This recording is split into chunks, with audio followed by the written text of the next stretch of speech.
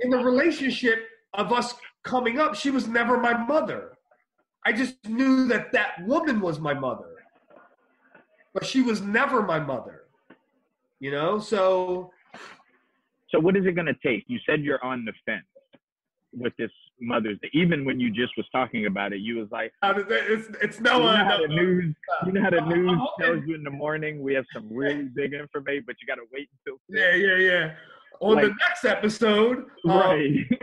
My girlfriend wants to meet my mom too, and part of me is like, there's really no need to. We really don't have this relationship, but she wants to meet my mom, so I'm hoping that she'll go with me. It's she'll get to meet my mom, and maybe we'll have a nice conversation. Maybe I'll ask a couple questions. Maybe I won't ask too personal because she'll be there, but maybe I'll just ask a couple questions, some lighthearted questions. If your girlfriend goes. Yeah. Is that what you're saying? Are you saying if your girlfriend goes, you're a definite? If my girlfriend goes, I'm a definite. Because it brings somebody with me and kind of, you know, and I just feel like you can kill two birds with one stone. I take my mom out for Mother's Day. My girlfriend wants to meet her. She gets to meet her, you know, and some of it might be my girlfriend. Some of it definitely the podcast. I'm talking about these things. And because I'm all about relationships and stuff like that, like I don't need to repair every relationship. Some relationships are just they're gone. But my mother is around. There are things I want to know about my life that she's privy to because she knows and I don't know.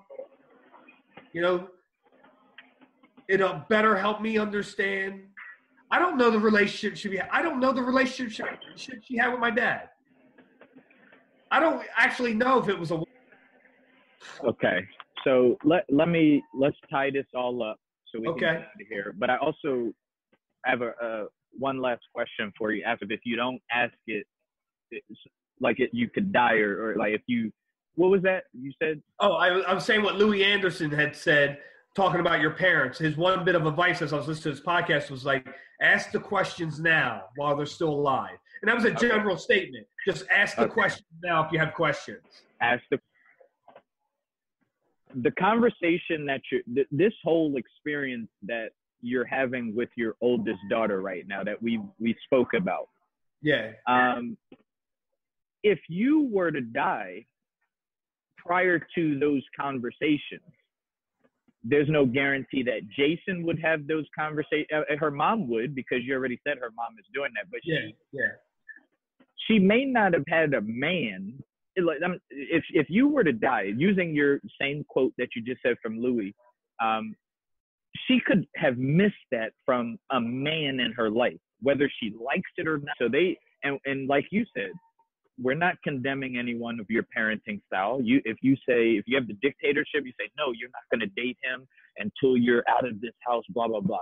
However, whether you say that or you don't, some of these conversations that you're now experiencing with your daughter, they're necessary regardless of if you're a dictator or not. Could you share something? Can you leave us with something specifically for the men raising daughters about those important, awkward, uncomfortable conversations that are necessary that either the father or a father figure must have with their daughters? Even as you're saying that, I'm thinking, be the man in your daughter's life. Be the example as a man in your daughter's life. So that as a precursor to the men that she'll let into her life.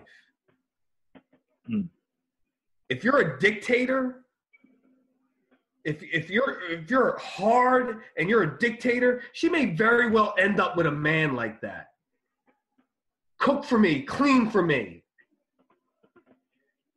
Do this for me. I'm the breadwinner. You do this, you do this, you do this. I don't want my daughter with a man like that. No guarantees. I try to be the example as a man in her life of what she may look for in a man. Someone that values her, someone that values her opinion, someone that's willing to just talk with her, someone that shares the household responsibilities with her. Right now, she's sharing them with me because I'm like, yo, you got to wash those dishes. But that's what I would say. Because you can't, if you don't have these conversations, I think you just touched on it a little bit, but I just want to turn up the volume a little bit, because this is so important, especially with those fathers out there raising daughters. If you don't have that conversation like you had in the car, that do it early. You have to do it based off of what I'm hearing from you. You have to do it when it's uncomfortable. If you're in a comfortable situation where you're just sitting down with, it's too late. If it's comfortable to have those real conversations with your daughter, it's too late. I love when you said it was a little bit uncomfortable. You had to time it. You had to get her in this situation. You were planning the uncomfortability, the awkwardness. What do you think about that? No, I agree. And it was early on. She had her first cell phone at, she's 15 now. Sexting too. You talked about the sexting. Yeah, that was good. Yeah. I think I got her first cell phone at 11 maybe. And I think I had the discussion with her around 12. And it was around that time she had begun to ask, could she have friends' numbers? And some of those friends included boys. And she would ask, can I have such and such's number? So it was images, and everything like that. One of those books you would share with your daughter. But yeah, you gotta. Yes, you're right. If you don't have, and it may not be a good conversation. And now he's having that same conversation with your daughter. So your voice needs to be the loudest. And I didn't even think about that, but you made a good point with that. Definitely, your voice needs to be the loudest. I love that, man.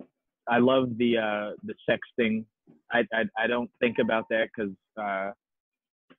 sexting is really it is big, and I like the fact that you put things you say it, but you also give your child things to think about. Like, hey, listen, you're the person that's got to make the decision, but listen, if you take a picture, somebody else is going to get it, and then how are you going to feel if everyone in the school sees your naked picture? And again, it's just another awkward, uncomfortable conversation. So fathers, this is a charge. This is a challenge. This is a conversation of awareness that you need to definitely have with your daughters. This is John F. Fontanez, and this is our 6th episode. So if this is your first time catching us, go back and listen to the other 5, catch up on the story. He has an amazing, amazing story. Check him out on Facebook, John F. Fontanez. Oh, real quick. John J. John J Fontanez. Why do I say John F? I'm probably thinking Fontanez. You're probably just getting the F in your head. John J. Okay. Yes. My apologies. John No problem. Fontanez. He's a great guy, as you guys can see. I'll put his information in the show notes as we typically do. And till next time, guys, continue to be. All right.